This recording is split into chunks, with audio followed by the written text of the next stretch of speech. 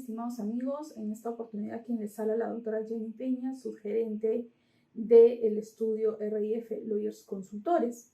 En esta oportunidad para hacerle algunos comentarios referentes a la ley que ha salido publicada el día de ayer, que es la ley 31380, que es la ley que le otorga facultades legislativas precisas en el ámbito tributario y financiero al Poder Ejecutivo. Bien, precisar que esa disposición legislativa en primera fase la tiene el Congreso. Es el Congreso el que tiene esas facultades. Sin embargo, la Constitución Política del Perú permite que el Congreso le otorgue de manera excepcional esa facultad al Poder Ejecutivo en el ámbito tributario y financiero, que es lo que ha ocurrido el día de ayer con la publicación de la ley 31380.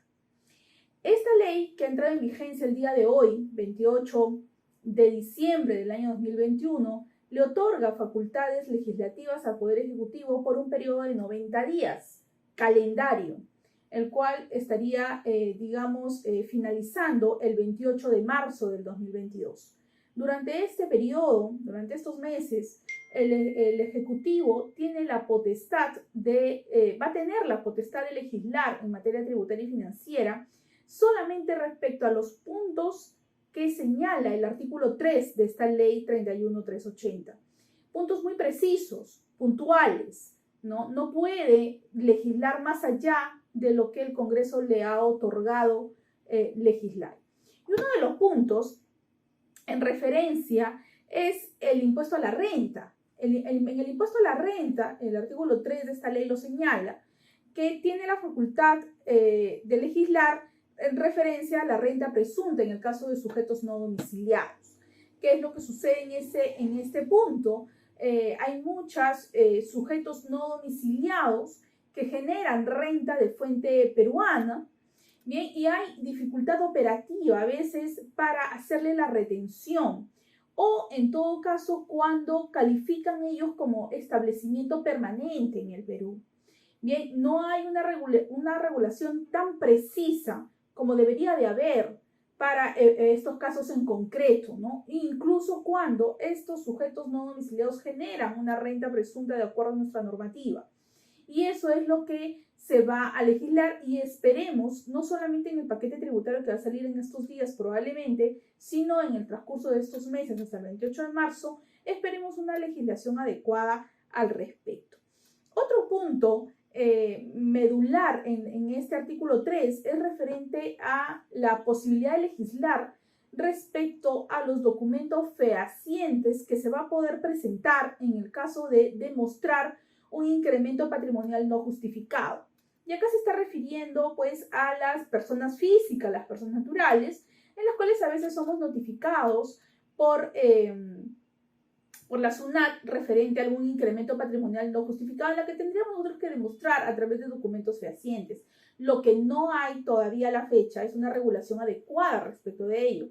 ¿Cuáles son esos documentos fehacientes, esos documentos con fecha cierta que nosotros, personas naturales, personas físicas, podemos presentar a fin de demostrar este incremento patrimonial no justificado que a veces ocurre cuando tenemos exceso de gastos y no tenemos cómo demostrar de dónde han provenido la fuente de donde hemos adquirido estos gastos? Por ejemplo, cuando compramos un vehículo, compramos un inmueble, ¿no? Entonces, y no tenemos la fuente de dónde es que hemos, tenido este dinero para poder adquirir, ¿no?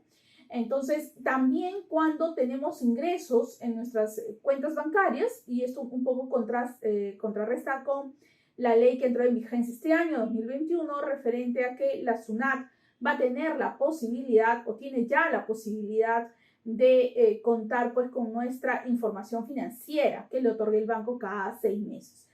Entonces, el problema es que a veces tenemos ingresos en nuestras cuentas bancarias y no tenemos una justificación clara respecto a este dinero ingresado. Bien, entonces eso es lo que van a regular como segundo punto, creo yo, medular en este cambio del impuesto a la renta. Y otro tercer punto que también llama mucho la atención en esta ley 31380 es que van a regular el aspecto tributario de la asociación en participación. Recordemos que ha salido publicada 2 resoluciones del Tribunal Fiscal en el transcurso de este año de observancia obligatoria, en el cual señala que la naturaleza jurídica del dinero que se le entrega al asociado a raíz de su participación en una asociación en participación califica como dividendo. Sin embargo, cuando nosotros nos dirigimos a la ley del impuesto a la renta, no tenemos en nuestro artículo 24 de la ley del impuesto a la renta, no tenemos un concepto claro de lo que es, digamos, este dinero que recibe el asociado como dividendo.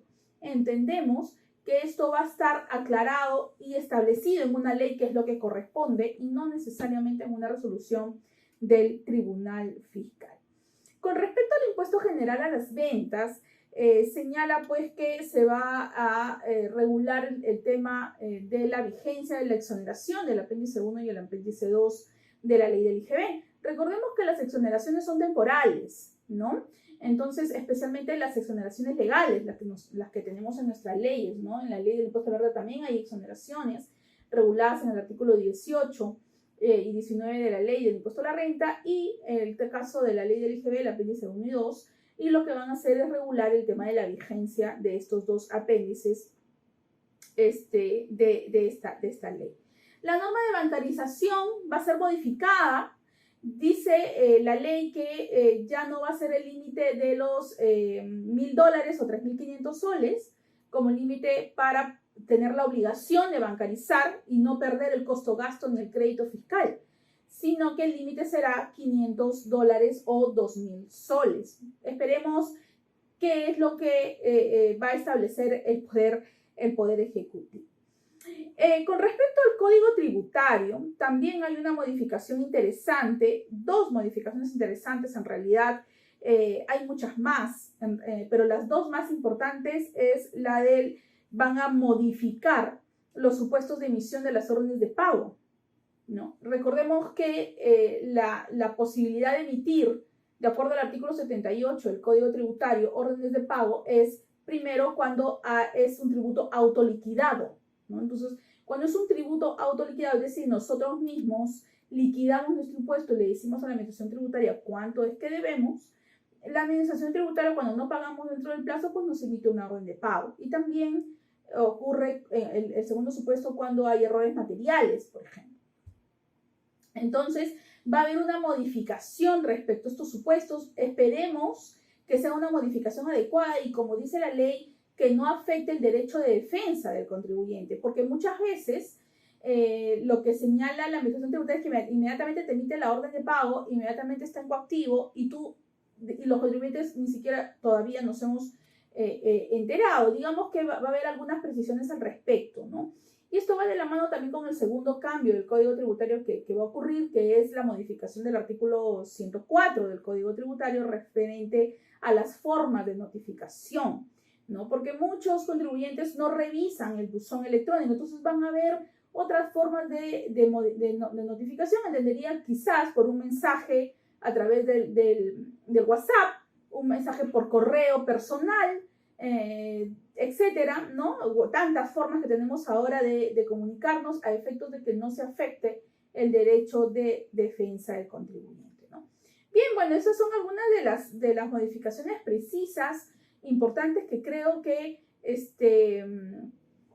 van a haber cambios, sí, importantes, pero debo señalar que veo modificaciones muy parecidas a la del año 2016, que entraron en vigencia en el año 2017, que fueron, digamos, como que paños tibios y no realmente una reforma tributaria como la que necesitamos en nuestro país. Pero bueno, es un avance. Hay cosas que faltan todavía por regular, que no se le ha dado la facultad legislativa al Poder Ejecutivo, como por ejemplo el regular respecto a las rentas que perciban los no domiciliados cuando no tienen, por ejemplo, acá un establecimiento permanente fijo, en el caso de Netflix o estas redes que a veces generan pues igual renta de fuente peruana en nuestro país. Bien, bueno, eso es lo que queríamos comentar. Cualquier duda, cualquier consulta, no duden en comunicarse en cualquiera de nuestras redes sociales o en los números que aparecen en pantalla. Muy buenos días.